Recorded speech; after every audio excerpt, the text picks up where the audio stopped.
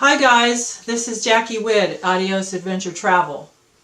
Today let's talk about Inca Trail permits. First thing you need to know is that there are many Inca trails all over Peru and other places in the Andes Mountains. But there's only one Inca Trail that requires permits, and that's the hike that literally goes into Machu Picchu. There's only one trail that goes into Machu Picchu. But what you need to know about that trail is that there are two options. Option one, which is called the classic Inca Trail hike. That one is 4 days long, and it's strenuous. You need to be in shape. It's 26 miles, 41 kilometers. All right, and those permits sell out months in advance. The second hike is called, sometimes it's known by a couple different names. You might hear it known as the one-day Inca Trail, the easy one-day Inca Trail hike, or the two-day Inca Trail hike. It's the same hike. It's about 12 kilometers or 7.5 miles, and there's no camping.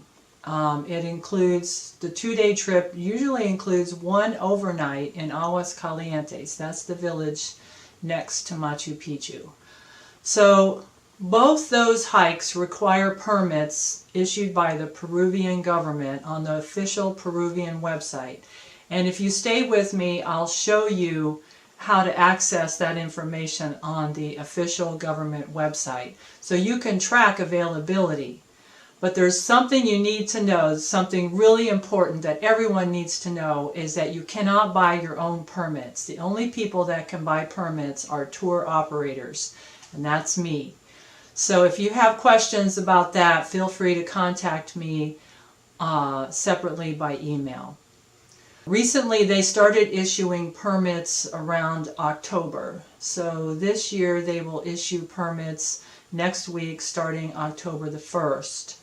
And they'll issue them based on a schedule that they release. The government sets up the schedule and then shares it with tour operators at a meeting. So I know, for instance, on Monday, October the 1st, they'll release the month of January in 2019. And then in February every year, Machu Picchu Inca Trail to Machu Picchu is always closed for maintenance, and because it's during the rainy season, it just makes sense to do it at that time. So the second day they'll open up to March or April, so they have a schedule that we have, and we know when we can go in and buy those permits, and we send somebody in person to wait in line with your passports to go in and do all that. So it takes sometimes all day, and it used to be very chaotic. The guides hated that day every year. It was all hands on deck, and we all had to be there waiting, because if they got up to the counter and one day wasn't available, then they would call us, and we would have to call you and ask you if you could go on a different day. So now we usually ask people ahead of time if they have a first choice and a second choice for their start dates for the 4-day Inca Trail. Normally the 2-day Inca Trail, it's not an issue. The 2-day Inca Trail does not sell out as quickly as the 4-day Inca Trail. And the 2-day Inca Trail sometimes doesn't sell out at all. 500 permits available every day for the 4-day hike. And the 4-day hike includes people like porters, guides, and cooks on the trail. So maybe about 200 of those permits are actual travelers. On the 1-day Inca Trail, the number of people allowed per day are 250. And there's no porters, there's no cooks, it's just a guide and a group. At the time you make your reservation is the time to discuss any questions you have about your fitness or ability to complete each of these hikes. Even though the 2-day Inca Trail is known as the easy hike, it's still tricky because you're at altitude, and even though the altitude is not extremely high, it doesn't get over 10,000 feet. For people coming from sea level, which is the majority of people, it's still a factor for people who are out of shape. So make sure you ask your questions and take care of all of those details at the time you make your reservation. So can kids hike the Inca Trail? They sure can. We provide you with a checklist because even though there's no age limit according to the official government permits, there are some situations in which children should not hike. And we'll give you a checklist if you got questions about that. For instance, you don't want this hike to be your child's first hike and then discover that they don't like hiking, because getting off the trail is tricky, as I've explained earlier. So let's go look at the government website and see if we can navigate through the steps that you need to know what the availability is for tracking and for making decisions about your other travel. So let's go to the official government website. It's called Machupicchu.gob, like boy, .pe, as in Peru.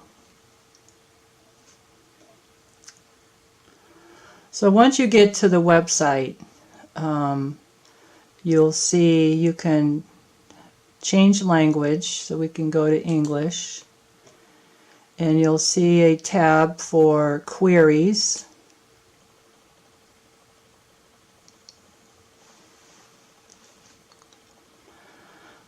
And then the Archaeological Center, there's a tab there, and you'll get a drop-down box where you can choose Huayna Picchu Mountain Inca Trail, or excuse me, Camino Inca, which is the 4-day Inca Trail, or Camino Inca Kilometer 104, Chabamba, and that's the 2-day Inca Trail. So let's look at the 4-day Inca Trail, Camino Inca. We'll go to the year. You can see it only offers 2018 because 2019 is not available yet. And then you can choose your month. So we'll look, let's just see if there were any permits still available in August. August completely sold out. So let's look at October. October is sold out. November is mostly sold out. So the number you see on this calendar is the number of permits still available. So out of 500, you can see on November 22nd that there's 7 permits available. So if you're a group of 4, you would think that you could get permits, but you can't if there's only 7 available, because we also have to get permits for the guides, the cook, and the porters. So 7 is not enough for an expedition of 4 hikers. So you need to pick another day. You want maybe something with at least 100. But when it gets down to about 100, you better pay attention because you know, they can disappear suddenly. And then if you're planning ahead and looking at holidays, you can see there's plenty available in December except for the 25th, 26th, and 28th.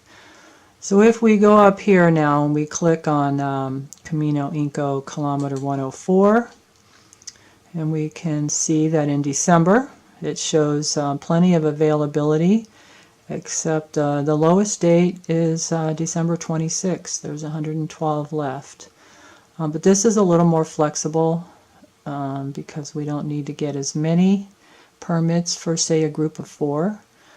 And they don't sell out as quickly. So in November, you can see there's permits available every day. So that's a little over a month away. And in October, one day has sold out completely. And that's October the 9th, and then October the 11th it's down to 8 permits. So it's getting low, and you have to pay attention once it gets below 50 because they can drop down suddenly. So let's say you want to see how badly it's sold out. So September, you can see it'll show you the past as well. So you can go back to September in 2017 and see how many sold out. You can go to December in 2017 and you can see it didn't sell out except on the 27th. So this is useful information for planning, but remember that every year the Peruvian government has been making changes to this permit process, and what happens when they do that is that it causes a change in the trends. So it's very tricky to use the information from past years to predict what will happen in future years. So just be careful with that. And when if you know you need a permit, just get it. Now the question is if you get a permit, can you change it? And the answer is no. However, let's say there are permits available on another date that you decide you want that date. As long as you don't mind paying full price and starting over again and just letting the money go for the first permit, then you can get another permit. They will cancel, the tour operator will cancel the first permit, but there's no refund, so that's just money down the toilet. And then you could, in theory, buy another permit. But you don't want to do that, obviously, because it's a loss of money, and you're taking a chance that permits will be available on another date. But it can be done as long as you have a tour operator who wants to do it. Some tour operators setting up, group hikes, they just want everybody to show up on the day they're supposed to hike. They don't want a lot of complications. So what do you need to confirm your Inca Trail hike? You need 4 things, basically. Number 1, you need to confirm the dates for your hike. You can't be iffy.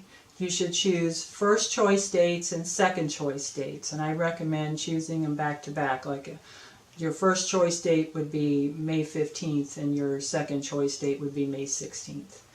The second thing you need is to confirm availability, because you don't want to go through all the trouble and then find out that they're not available. So your tour operator can help you do that.